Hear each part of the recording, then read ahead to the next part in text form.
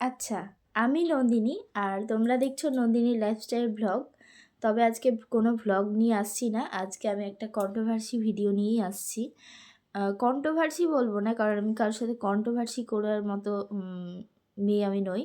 তো যাই হোক, আমি জাস্ট আমার মতামতটা তোমাদের সাথে শেয়ার করব। কারণ তারা আমার খুব ভালো একজন ভ্লগার ছিল, দুজনেই, একজন নয়। আমি একতরফা দিয়ে কোনো বিচার করি না, দুই তরফা দিয়েই বিচার করি, তাই দুজনেই খুব ভালো ব্লগার ছিল। তো আমি হচ্ছে বিয়ের আগে থেকে, মানে 2020 যখন ছিল, লকডাউন থেকে তাদের ভ্লগগুলো আমি ফলো করতাম। তো হঠাৎই দেখছি, মানে এই বিগত 2 বছর ধরে আর কি, মানে 1.5 বছর, সামথিং 1.5 বছর তো হয়েই গেল, তারা দুজন আলাদা আছে। আর এখন তাদের মানে একটা হাজব্যান্ড ওয়াইফের রিলেশন, মানে পুরো একদম গেছে। মানে এটা কি করে সম্ভব? মানে এত সুন্দর ওরা কাপল ভ্লগ করতো, একটা ভালো একটা পরিবেশে ভ্লগ বানাতো। তো এটা দেখে আমি খুব মানে দুঃখিত যে আজকে তাদের ডিভোর্সটা হয়ে যাবে ফাইনালি। তো অনেক কিছু বলার আছে তোমাদেরকে এই সম্বন্ধে। আজ থেকে তো নয়, আমি ওদেরকে 2020 থেকে ভ্লগগুলো ফলো করছি। তো খুব খারাপ লাগছে। আর একদিক থেকে কোনো বিচার হয় না, নিশ্চয়ই মেয়েটার সাথেও কিছু না কিছু অবশ্যই হয়েছে, সেই কারণেই মেয়েটা হয়তো খারাপ পথে যেতে বাধ্য হয়েছে। তো যাই হোক, এটা নিয়ে অনেক কিছু বলার আছে আমার, বা বলতে চাই। আজকালকার রিলেশনগুলোই দেখছি, এই যে যেমন প্রীতমকে দুনিয়া দেখতাম আগে আমি, প্রীতমকে দুনিয়ার চ্যানেলটা, তারপরে ওই রিমি অফিসিয়াল, দিশানি মজুমদার, এদেরও দেখতাম। তো ফার্স্টে কী হয়েছিল, প্রীতম যখন 16 বছর বয়স ছিল তখন বিয়ে করে ভুলবশত, যেটা হয়েই থাকে। কিন্তু বিয়েটা একটা ছেলে খেলা নয়, বিয়েটা একটু ভেবেচিন্তে করা উচিত আমার মনে হয়। এখনকার যুগ যা খারাপ, তো সেই দিক থেকে সে একটা ভুল করেছিল। তারপর 6 মাস 7 মাস সংসার করে দিশানি মজুমদারকে ছেড়ে দিয়েছিল। তারপরে এলো ও নেক্সট আবার ভুল করলো, রিমি অফিসিয়ালকে বিয়ে করে। হ্যাঁ, তো এই হচ্ছে, মানে এগুলো হচ্ছে ইউটিউবে এখন মানে পপুলার হয়ে গেছে জিনিসগুলো, মানে দেখতে তো পাচ্ছি, খুব খারাপ লাগছে ব্যাপারগুলো।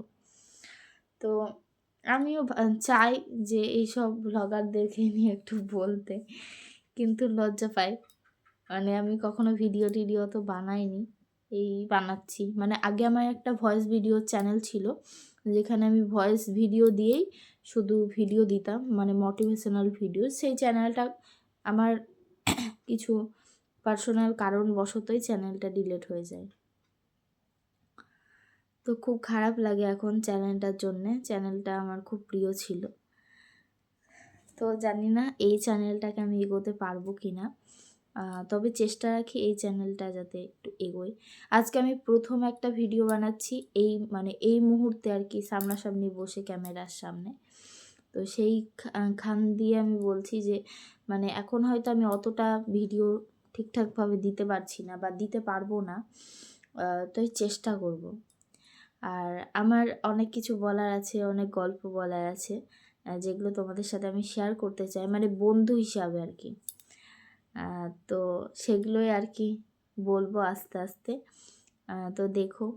আর এই জিনিসটা, তারপরে জাস্ট সীমার দিকে আমার অসম্ভবভাবে ভালো লাগে। জাস্ট সীমা বলে একটা চ্যানেল আছে, তাকে, সেও অনেক কন্ট্রোভার্সি ভিডিওই বানায়, মানে প্রত্যেকটা দিনই কন্ট্রোভার্সি ভিডিও বানায়।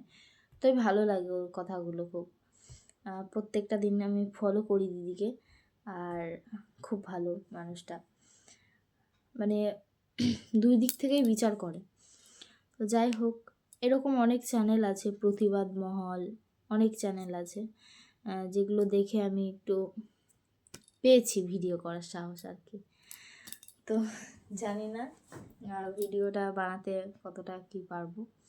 তবে আমি ওই সুদীপ্ত সরকার বলে দাদাটাকে মেসেজ করেছিলাম। দাদাটা আইডি মানে বিক্রি করবে বলে একটা যে মানে ইয়ে করেছিল, কি বলে ওটাকে, কমিউনিটি দিয়েছিল যেটা। তো কমিউনিটি দেওয়ার পরে আমি দাদাকে মেসেজ করেছিলাম যে দাদা আমি আইডিটা কিনতে চাই, মানে যদি তুমি টাকা নিতে চাও তো আমি টাকাটাও দিতে পারবো, তুমি আমাকে আইডিটা দিও। তো দাদা কোনো উত্তর করেনি এখনও, মানে দিতে চাই না হয়তো সেই জন্যই কোনো উত্তর করেনি। তো আমি চাইও না আর কিছু, নিজের যেটুকু আছে সেটুকু নিয়ে এগোতে চাই। আর প্রত্যেকটা দিন আমি যদি এরকমভাবে একটা করে ভিডিও দিই তোমাদের সামনে, আশা করছি একটু হলেও ভালো লাগবে সব কিছু। আর কথা বলা, কথা শেয়ার করা, এটাই তো একটা অনেক বড় মানে ব্যাপার।